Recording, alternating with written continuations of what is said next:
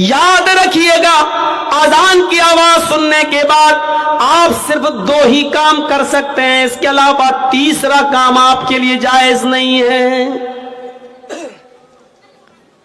اگر آپ کھانا کھا رہے ہیں اور اسی بیچ اگر اذان کی آواز ہو جاتی ہے تو آپ کھانا مکمل کر لیجئے، پیٹ بھر کر آپ کھا لیجئے، کیونکہ پیٹ کی بھوک بہت بری چیز ہے۔ اگر یہ کہہ دیتا اللہ تعالیٰ کھانا کھا کے نہ چھوڑو، اسی میں جاؤ، بیچ میں جاؤ، تو ہم نماز پڑھتے دماغ لگا رہتا کھانے میں، جلدی امام، اور کہیں اس نے پڑھ دیا ہوتا الف لام میم ذالک الکتاب لا ریب، کمینے اتنی لمبی صورت ہمیں بھوک لگی ہے۔ تو اس لیے کیا کہا، پہلے کھانا کھا لو، اور دوسری اذان کی آواز آ رہی ہے اور ہمیں قضاء حاجت، پیشاب یا لیٹرین کی ضرورت ہے، تو پہلے ہم وہ کر لیں، ورنہ ایسے کرے رہو گے اور پیٹ اندر کی طرف دھسائے رہو گے، کہیں یہی نہ نکل جائے۔ تو اس لیے یہ کام کر لو۔ ضروریات میں یہ چیز آتی ہے۔ ایک اور الگ چیز ہے کہ کوئی باپ بیمار ہے اور ایمرجنسی ضرورت ہے، اس کو ابھی آکسیجن چاہیے اور اذان کی آواز آ رہی ہے، تو ایسے موقع پر باپ کو لے کر بھاگیے آپ ہاسپٹل، پہلے آکسیجن دیجیے اور اس کے بعد میں نماز پڑھ لیجیے۔ ملتی ہے جماعت تو ٹھیک، نہیں تو بعد میں قضا۔ نیت یہ ہونی چاہیے کہ اگر باپ کی طبیعت خراب نہیں ہوتی تو میں جماعت کے ساتھ نماز ادا کرتا۔ یہ چیزیں، لیکن میچ دیکھنا، کیرم بورڈ کھیلنا، کھیتی باڑی کرنا، کھیت میں دانا ڈالنا، بیج بونا، کھیت جوتنا، اس میں لگے ہیں اور اذان کی آواز آ رہی ہے اور ہم پرواہ نہیں کر رہے ہیں، تو اس کو کہتے ہیں نماز سے اعراض۔ نماز چھوڑنا ایک الگ چیز ہوتی ہے، سن لیجئے، اور نماز سے اعراض کرنا ایک الگ چیز ہوتی ہے۔ وَمَنْ أَعْرَضَ عَنْ ذِكْرِي، جس نے میرے ذکر سے اعراض کیا، مرد بھی سنیں عورتیں بھی سنیں، اور بہت آسان اردو اور ہندی میں، جو میرے ذکر سے اعراض کرے گا، جو میرے ذکر سے اعراض کس کو کہتے ہیں؟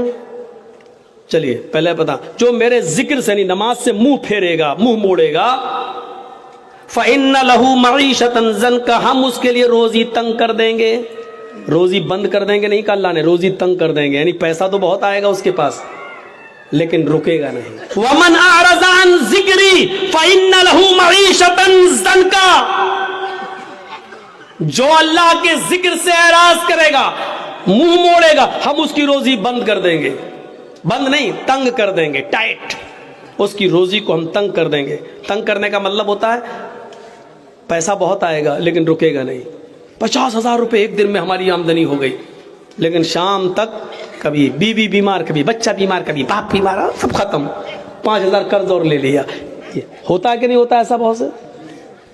ہمارے اور آپ کے ساتھ جب ایسا ہوتا تو ہم لوگ کیا کرتے ہیں؟ مولانا صاحب، مسجد کے امام کے پاس جاتے ہیں، مولانا صاحب کیا برکت نہیں ہو رہی ہے؟ کیسی برکت؟ ارے پیسہ تو بہت آتا ہے لیکن رکتا نہیں ہے۔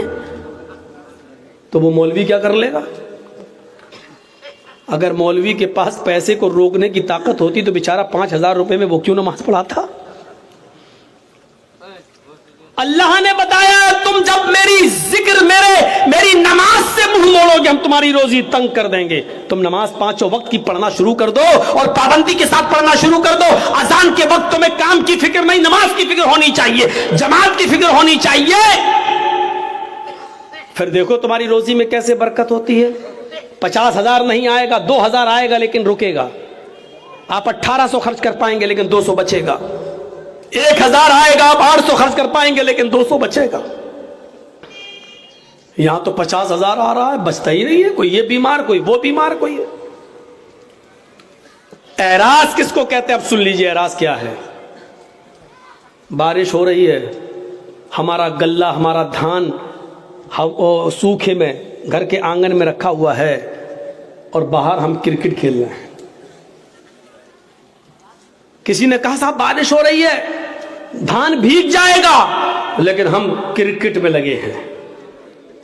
اس کو کہا جاتا ہے دھان سے اعراض کرنا، یعنی اس کو اپنی روزی روٹی کی فکر نہیں ہے، کرکٹ کی فکر ہے۔ ایک اور مثال دے دوں،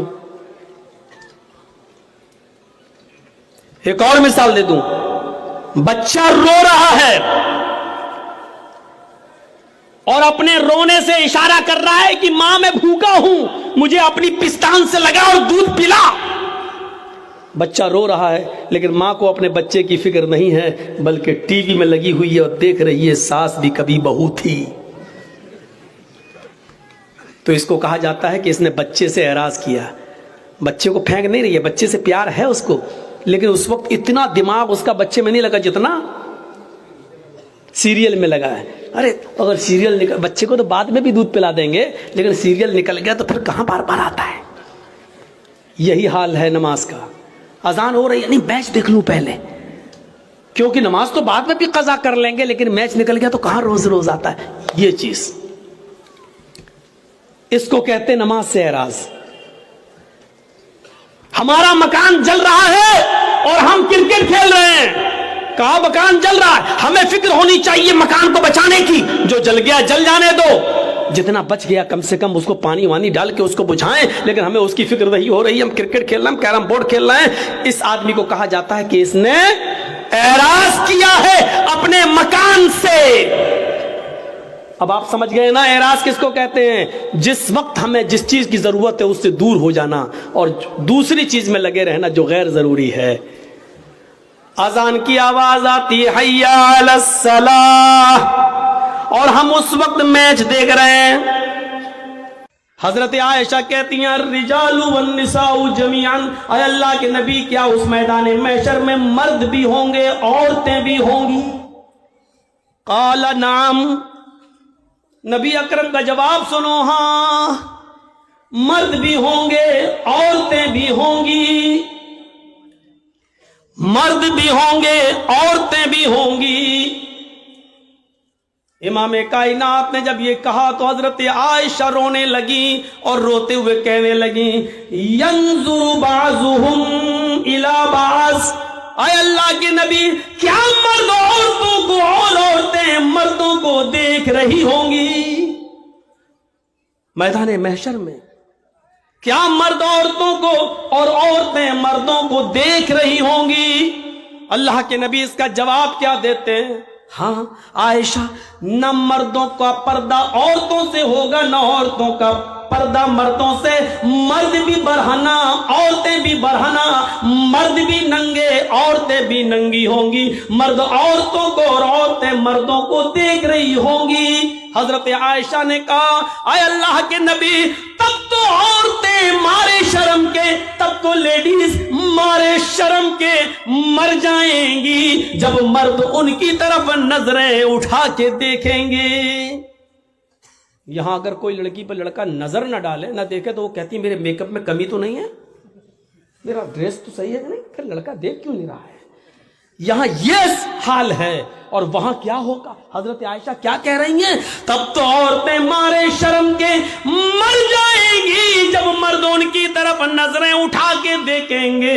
اللہ کے نبی فرماتے ہیں عائشہ اتنی پرواہ کس کو ہوگی کہ کوئی مرد کسی عورت پر شہوت کی نظر ڈال سکے، گندی نظر ڈال سکے، غلط نظر سے دیکھ سکے؟ معاملہ اتنا سخت ہوگا کہ ہر انسان کو سورج کی گرمی اور اس گرمی سے نکلنے والے پسینے سے بچنے کی فکر ہوگی۔ میدان محشر میں وہ سورج جو سبا نیزے کے فاصلے پر 1 میل کے فاصلے پر ہوگا اور اس کی گرمی سے جسموں سے پسینہ ٹپک رہا ہوگا اور لوگ اپنے پسینوں میں ٹخنوں کے برابر، پنڈلی کے برابر، گھٹنے کے برابر، ران کے برابر، کمر کے برابر اور گلے تک ڈوب رہے ہوں گے۔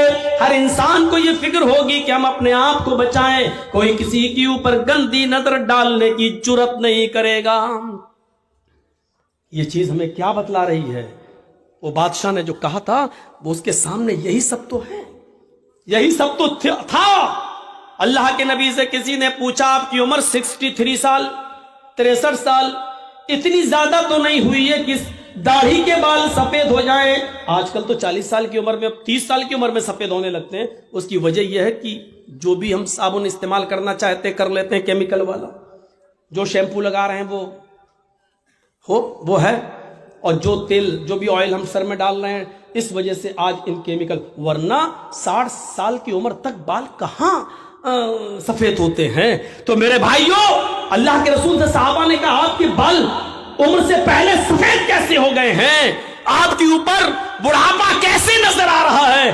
तो अल्लाह के नबी ने जवाब ये नहीं दिया था कि मेरी 4 बेटी है, ज़ैनब, रुकैया, उम्मे कुलसूम और फातिमा, मुझे इनकी शादी करना है, इनका घर बसाना है, इनके लिए लड़के देखना है। ये जवाब नहीं दिया था कि मुझे बेटियों की टेंशन है, मुझे बेटों की टेंशन है। अल्लाह के नबी ने इसका जवाब ये दिया था कि मुझ पर जो बुढ़ापा टाइम से पहले जो तुम देख रहे हो, बिफोर टाइम, जो बुढ़ापा मेरे अंदर देख रहे हो, जो ओल्डनेस मेरे अंदर देख रहे हो, ये बिफोर टाइम ओल्डनेस जो मेरे जिस्म पर, मेरे शरीर पर तुम्हें शो हो रही है, दिखाई दे रही है, मुझे सूरह नबा ने, सूरह हाक्का ने, सूरह कयामा ने, सूरह दहर ने मुझे बूढ़ा कर दिया है। इन